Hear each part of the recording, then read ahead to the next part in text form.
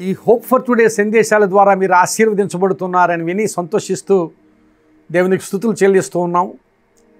అలాగే ఈరోజు ఈ హోప్ ఫర్ టుడే సందేశంలోనికి మిమ్మల్ని ప్రేమపూర్వకంగా ఆహ్వానిస్తున్నాను.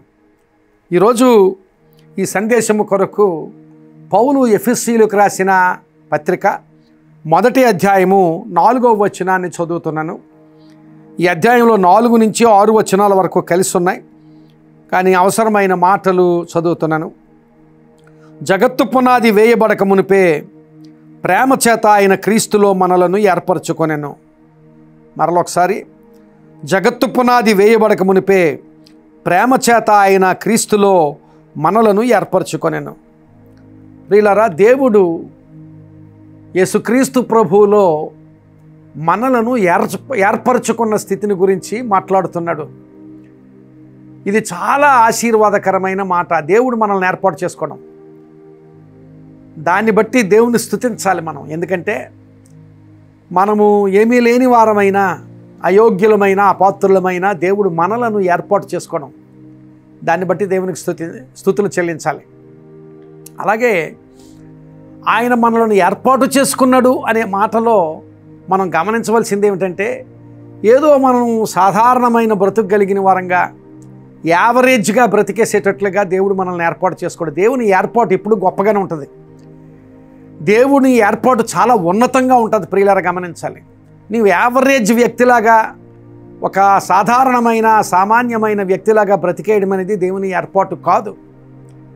దేవుని ఏర్పాటు మన జీవితాల పట్ల చాలా ఉన్నతమైనదిగా ఉంటుంది.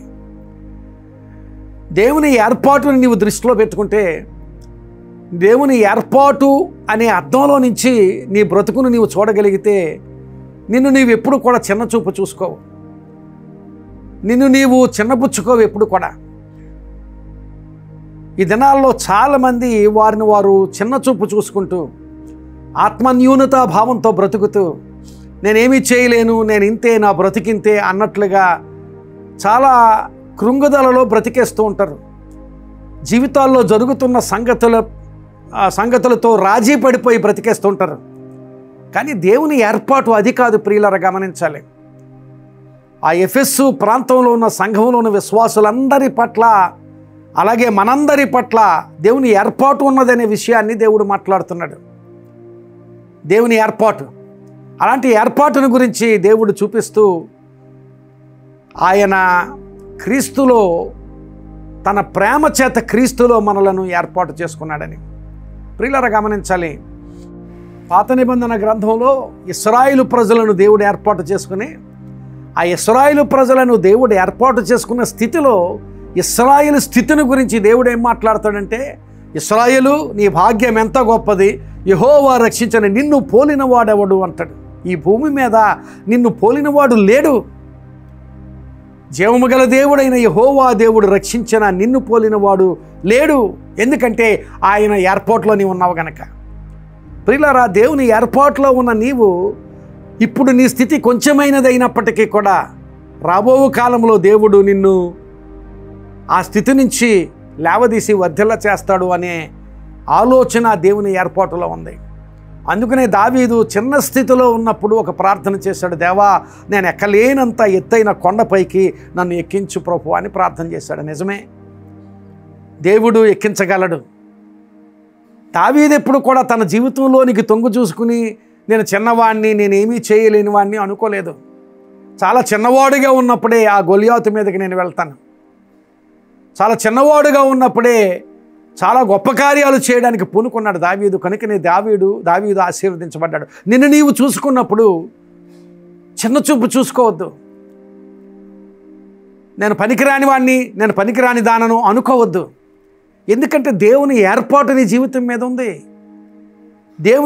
నిన్ను నీవు చిన్న చూపు చూసుకుంటూ ఉంటే దేవుని ఏర్పాటును నీవు చిన్న చూపు చూసినట్టు. కనుక ఆ దేవుని ఏర్పాటు నీ జీవితంలో గొప్పది. నీవు ఎక్కలేనంత ఎత్తైన కొండలపైకి ఎక్కించగలిగే దేవుడు నీకున్నాడు. నీ ఊహించలేని ఆశీర్వాద స్థితిలోనికి దేవుడు నిన్ను నడిపించే దేవుడు నీకున్నాడు. అలాంటి దేవుని వైపు చూస్తూ నీ చిన్న స్థితి వైపు చూడొద్దు. ప్రారంభంలో ఎవరి స్థితి అయినా చిన్నగానే ఉంటుంది. ఆ ప్రారంభ స్థితిని చూసి, ఆ చిన్న స్థితిని చూసి నువ్వు కృంగిపోవలసిన అవసరం లేదు. దేవుడు నిన్ను హెచ్చిస్తాడు, దేవుడు నిన్ను అభివృద్ధి చేస్తాడు. అలాంటి ఏర్పాటు దేవుడు నీ పట్ల కలిగి ఉన్నాడు. అలాంటి ఆలోచనతోనే దేవుడు ఆ మాటను అక్కడ పొందుపరిచాడు. ఏమనంటే క్రీస్తులో ఆయన మనల్ని ప్రేమించి క్రీస్తులో మనలను జగత్తు పునాది వేయబడక మునిపే ఏర్పాటు చేసుకున్నాడట. అదేదో ఇప్పుడు నిన్ను చూసి నువ్వు గొప్పవాడవని, నువ్వు మంచిగా ఉన్నావని నిన్ను ఏర్పాటు చేసుకోవడం కాదు. ఈ భూమికి పునాది వేయబడక మునిపే ఆయన దృష్టిలో నీవు ఉన్నావు. అది అంత గొప్ప ఆలోచన. ఆయన దృష్టిలో నేను ఉన్నాను. ఎప్పుడు అంటే ఇప్పుడు కాదు. ఈ భూమికి పునాది వేయబడక మునిపే నేనేమిటో ఆయనకు తెలుసు. ఆయన దృష్టిలో నేనున్నాను. నీవు ఆయన దృష్టిలో ఉన్నావు. నీవేమిటో ఆయనకు తెలుసు. నీవు ఆయన ఏర్పాటులో ఉన్నావు అనే ఆలోచనే గొప్పది. ఆయన ఏర్పాటులో ఉంటే చాలు, నా జీవితం ఆశీర్వదించబడుతుంది అనే ఆలోచనతో నీవు నింపబడి ఆయన ఏర్పాటును బట్టి నీ జీవితంలోనికి చూడు. దేవుని ఏర్పాటులో ఉన్నదానను నేను, దేవుని ఏర్పాటులో ఉన్నవాడను నేను అనే ఆలోచనతో నీ జీవితంలోనికి నీవు తొంగి చూస్తే నీ జీవితం ఎంతో ఉన్నతమైన జీవితంగా నీకు కనిపిస్తుంది. అలాంటి ఉన్నత స్థితిలో నీకు దేవుడు నిన్ను నడిపిస్తాడు. అలాంటి ఆశీర్వాదం దేవుని నుండి నీవు పొందుదవుగాక. ఆమేన్. ప్రార్థన చేసుకుందాం. కృపగలిగిన మా ప్రభువా, పరిశుద్ధుడా, ఈ మంచి మాటలు మాకు వినిపింపచేసినందుకు మీకు స్తోత్రాలు చెల్లిస్తున్నాం. నిజమే ప్రభువా, మమ్మల్ని ఆశీర్వదించే దేవుడవు, గొప్ప కార్యాలు చేసే దేవుడవు. జగత్తు పునాది వేయబడక మునిపే నన్ను, ఈ మాటలు విన్న వీరిని నీవు నీ ఆలోచనలో కలిగి ఉన్నావు ప్రభువా. జగత్తు పునాది వేయబడక మునిపే ఈ మాటలు విన్నవారిని, మమ్ములను అందరినీ నీవు ఏర్పాటు చేసుకున్న దేవుడు. నీ ఏర్పాటులో ఉండడమే గొప్ప విషయం ప్రభు. అలాంటి ఆశీర్వాద స్థితి మాకు ఇచ్చినందుకు మీకు స్తోత్రాలు. నీ ఏర్పాటులో ఆశీర్వాదం ఉంది, నీ ఏర్పాటులో క్షేమం ఉంది, నీ ఏర్పాటులో అభివృద్ధి ఉంది, నీ ఏర్పాటులో రక్షణ ఉంది, చివరికి నీ ఏర్పాటులో పరలోక భాగ్యం ఉంది. అలాంటి ఆశీర్వాద స్థితి మాకు ఇచ్చావు, మీకు స్తోత్రాలు. నీ మాటలు విన్నవారికి ఇచ్చావు, మీకు స్తోత్రాలు. ఆ ఆశీర్వాద స్థితిని పొందుకుని కొనసాగే అనుభవాన్ని బిడ్డలకు దయచేయమని ప్రార్థన చేస్తూ, వాళ్ళ అవసరతల్లో సహాయం దయచేయండి, వారి సమస్యలలో నుంచి విడుదల దయచేయండి, నీ కృప విస్తరింపచేయమని, వారి జీవితాల్లోనూ వారి కుటుంబాల్లోనూ నీ కృప విస్తరింపచేయమని ప్రార్థన చేస్తూ యేసు నామమున అడుగుచున్నాను తండ్రి. ఆమేన్. God bless you my friend. Have a wonderful day. ఈ సందేశం మీకు ఆశీర్వాదకరంగా ఉంటే తప్పక మీకు తెలిసిన వారికి షేర్ చేయండి. వాళ్ళు ఆశీర్వదించబడితే దేవుడు మిమ్మల్ని కూడా ఆశీర్వదిస్తాడు.